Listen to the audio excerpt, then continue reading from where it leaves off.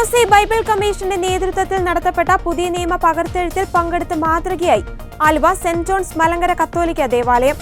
85 ഇടവകക്കാർ മാത്രമുള്ള ഈ ഇടവകയിൽ നിന്ന് വ്യക്തികളായും കുടുംബങ്ങളായും സംഘടനകളായും 15ഓളം പുതിയ നിയമ ബൈബിളുകളാണ് പകർത്തി എഴുതിയത്. ദൈവ തിരുനാമത്തിന് മഹത്വം ഉണ്ടായിരിക്കട്ടെ.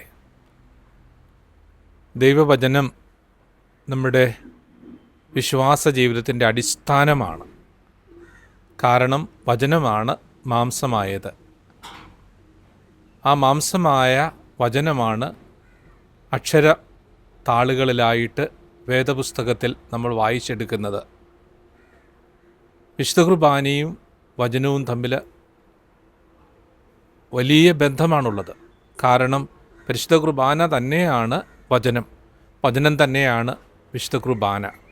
അത്രമാത്രം ക്രൈസ്തവ ജീവിതത്തിൽ വചനത്തിന് പ്രാധാന്യം ഉണ്ട് എന്നുള്ളതാണ് വസ്തുത.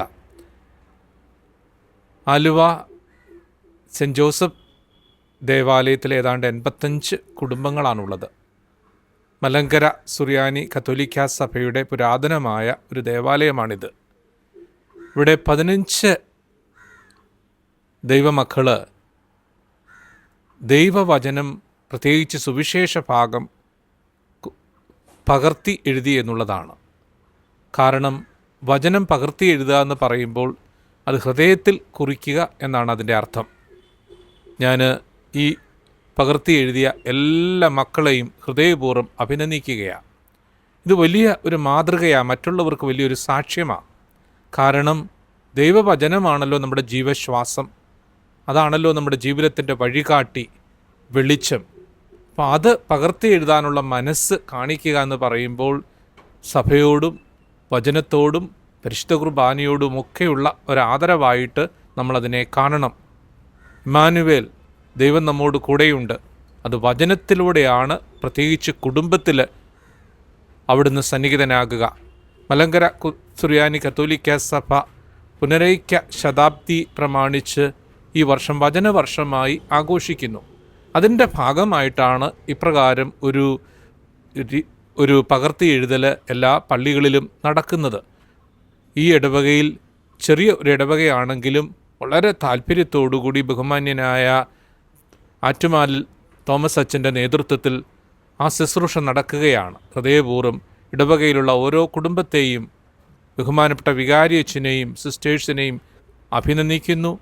ഇത് ജീവിതത്തിൻ്റെ വലിയൊരു നിയോഗമാണ്. വചനം ജീവിതത്തിൽ കാത്തു പരിപാലിക്കുന്നതിൻ്റെ, സൂക്ഷിക്കുന്നതിൻ്റെ ഏറ്റവും വലിയ അടയാളപ്പെടുത്തലാണ്. എല്ലാവിധമായ നന്മകളും എല്ലാവർക്കും പ്രാർത്ഥിക്കുന്നു. ദൈവം അനുഗ്രഹിക്കട്ടെ. മാർച്ച് മാസം 2-ാം തീയതി മൂവാറ്റുപുഴ രൂപതാധ്യക്ഷൻ അഭിവന്യ യുഹാനോൻ മാർ തിയഡോഷ്യസ് മെത്രാപ്പോലീത്ത ആലുവ സെന്റ് ജോൺസ് മലങ്കര കത്തോലിക്ക ഇടവകയിലെ പകർത്തിയെഴുതിയ ബൈബിളുകൾ ആശീർവദിച്ചു നൽകി.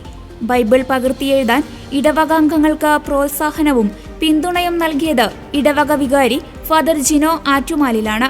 ബൈബിൾ പഠനം, ലോഗോസ് ക്വിസ് മത്സരത്തിലെ സജീവ പങ്കാളിത്തം എന്നിങ്ങനെ വചനാധിഷ്ഠിത കാര്യങ്ങളിൽ സെന്റ് ജോൺസ് മലങ്കര കത്തോലിക്ക ഇടവക എപ്പോഴും മാതൃകയാണ്.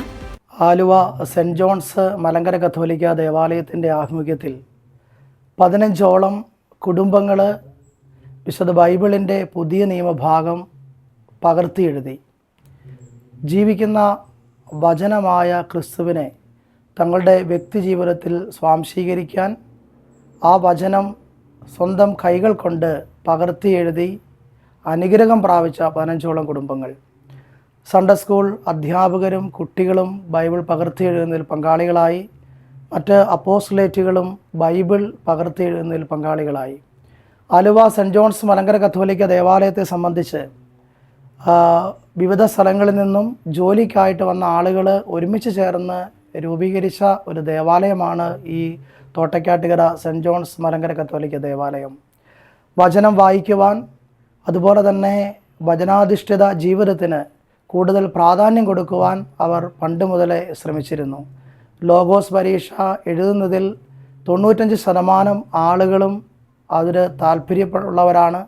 അതുപോലെ തന്നെ വചനം കൂടുതൽ പഠിക്കുന്നതിന് നിരവധി വചനാധിഷ്ഠിത കോഴ്സുകളിൽ അവർ പങ്കുചേരുന്നു. ഈ ഒരു ഇടവക വചന വർഷത്തിൽ 15 ബൈബിൾ പകർത്തി എഴുതുന്നതിൽ ഞങ്ങൾ അഭിമാനിക്കുന്നു, സന്തോഷിക്കുന്നു. അവരെല്ലാവരെയും സർവശക്തനായ ദൈവം അനുഗ്രഹിക്കട്ടെ. വചനത്തെ ഏറെ സ്നേഹിക്കുന്ന ഒരു വ്യക്തിയാണ് ഞാൻ. കുറേ കാലമായിട്ട് ലോഗോസ് കിഡ്സിലൂടെയുമൊക്കെ വചനം പകർത്തെഴുതാനായിട്ട് പല പ്രാവശ്യം ഞാൻ പരിശ്രമിച്ചിട്ടുണ്ട്. പക്ഷേ എനിക്കതിന് സാധിച്ചിട്ടില്ല. അപ്പോഴാണ് ഇങ്ങനൊരു അവസരം കിട്ടിയത്. ഇത് തുടർന്നിട്ട് എനിക്ക് ഒത്തിരി പ്രതിസന്ധികൾ നേരിട്ടു. എൻ്റെ കണ്ണ് രണ്ടിനും ഒരു ഓപ്പറേഷൻ വേണ്ടി വന്നു. അതിൻ്റെ എല്ലാ ഇടയിലും എന്തോ ഒരു ശക്തി നമ്മളെ ഇത് എഴുതാൻ പ്രേരിപ്പിക്കുന്ന പോലെയായിരുന്നു. അങ്ങനെ എഴുതി തീർന്ന് എനിക്ക് ജീവിതത്തിൽ ഒത്തിരി വലിയ ഒരു അനുഭവമായിരുന്നു. അതിലെല്ലാം ഉപരി എനിക്ക് പറയാനുള്ളൊരു കാര്യം, ഞങ്ങളുടെ പള്ളിയിലെ ഒരു ആൻറ്റി ഇന്നലെ മരിച്ചു. ആൻറ്റി ക്യാൻസർ രോഗിയായിരുന്നു. അപ്പോൾ ആൻറ്റി ഇതുപോലെ വചനത്തോട് ഭയങ്കര അതിയായ ദാഹമുള്ള ആളാണ്. അപ്പോൾ ആൻറ്റിക്ക് ഇത് കിട്ടിക്കഴിഞ്ഞപ്പോൾ ആൻറ്റി കൈക്കൊക്കെ വേദനയുണ്ട്. ഓപ്പറേഷനൊക്കെ കഴിഞ്ഞാൽ കൈക്ക് വേദനയൊക്കെ. അപ്പോൾ ആൻറ്റി പറഞ്ഞു എനിക്ക് ഈ വചനം ഇതൊന്ന് എഴുതണം എന്നുള്ള ഒരു ആഗ്രഹത്തോട് തുറന്നു. പക്ഷെ ഞങ്ങളുടെ ഇടവകയിൽ ഏറ്റവും ആദ്യം വെറും 3 മാസം കൊണ്ട് ആൻറ്റി അത് എഴുതി കഴിഞ്ഞു. ആൻറ്റി അനുഭവം പറയുന്നത് ഞാനിപ്പോൾ എല്ലാവർക്കും വേണ്ടി പങ്കുവയ്ക്കുക. ആൻറ്റി പറയുന്നത് എന്നെ പരിശുദ്ധാത്മാവ് കൈ പിടിച്ച് ഇത് എഴുതിച്ചതുപോലെയാണ് ഞാനിത് ഓരോ പേപ്പർ എഴുതിയത്. അങ്ങനെ ആൻറ്റി ഏറ്റവും ആദ്യം വചനം എഴുതി ഇത് ചെയ്തു. ആൻറ്റിക്ക് ഇങ്ങനെ ഇതിൻ്റെ പ്രകാശനം ഇതൊന്നും വേണ്ടെന്ന് പറഞ്ഞാൽ ആൻറ്റി വീട്ടിൽ വെച്ചേക്കാം ബൈബിള്.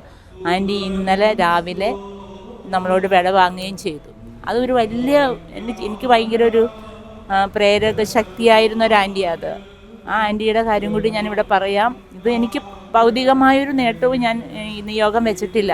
എനിക്ക് ദൈവത്തെ കൂടുതൽ അറിയാനായിട്ട്, വചനത്തെ സ്നേഹിക്കാനായിട്ട്, മക്കളുടെയൊക്കെ നല്ല വളർച്ച, അതായത് ആത്മീയമായ വളർച്ചയ്ക്ക് ലക്ഷ്യം വെച്ചുകൊണ്ട് തന്നെയാണ് ഇത് എഴുതാനായിട്ട് നിയോഗം എഴുതി വെച്ചത്.